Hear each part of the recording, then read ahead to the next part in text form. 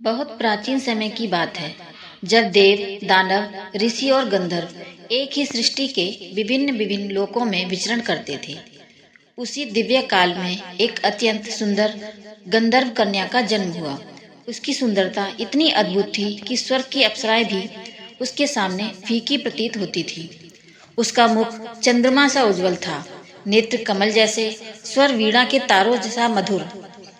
एक दिन वह गंधर्व कन्या अपनी कुछ सहेलियों के साथ वन में एक शांत और पवित्र तालाब में स्नान और अटखेलियां कर रही थी।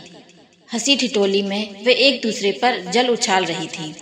तभी उस कन्या की दृष्टि तालाब के किनारे बैठे एक महर्षि पर पड़ी, जो आंखें मूंदकर गहन ध्यान में लीन थे। कन्या के मन में अचानक शरारत जाग उठी। वह चुपचाप ऋषि के समीप जा पहुंची और जानबूझकर कीचड़ युक्त जल उछालने लगी।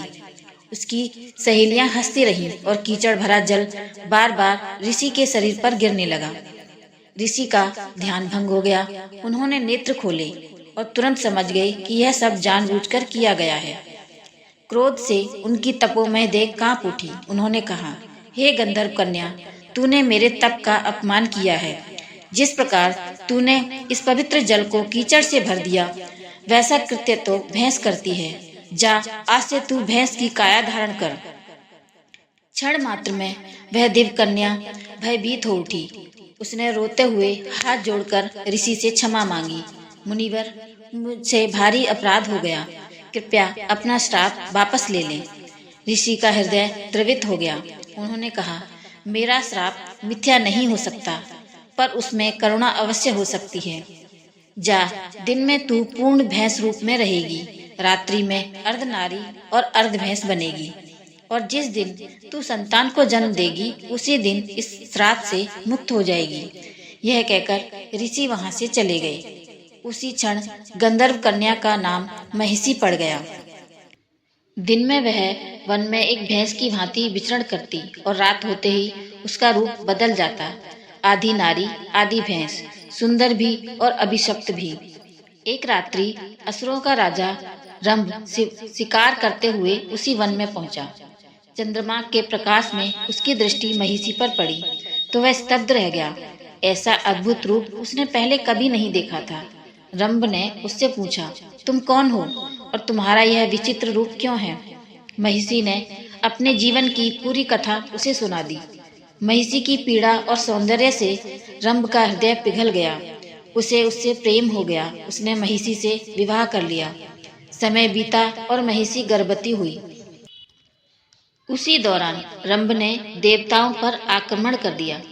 भयंकर युद्ध हुआ। देवों की सेना से लड़ते हुए अतः असुर राजा रंभ मारा गया।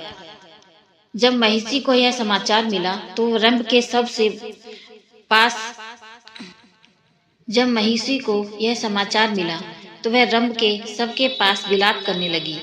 उसी शोक और पीड़ा के क्षण में उसने एक पुत्र को जन्म दिया। वह शिशु अद्भुत और भयावह था, आधा शरीर भैंस का, आधा शरीर असुर का। उसी क्षण महिषी का श्राप पूर्ण रूप से समाप्त हो गया। उस बालक का नाम रखा गया महिषासुर। वह जब चाहे पूर्ण रूप से असुर बन जाता, जब चाहे विशाल भैंस का रूप धारण कर लेता।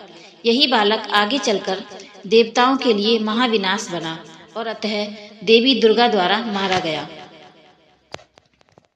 महिषासुर की कथा केवल एक असुर की कहानी नहीं है। यह अहंकार, शरारत, श्राप, करुणा और नियति की कथा है, जहाँ एक छोटी सी भूल ने एक गंधर्व कन्या को असुरों की माता बना दिया। अगर आपको ये वीडियो अच्छी लगी हो तो प्लीज़ लाइक करें और ऐसी ही वीडियो के लिए हमारे चैनल को सब्सक्राइब करें।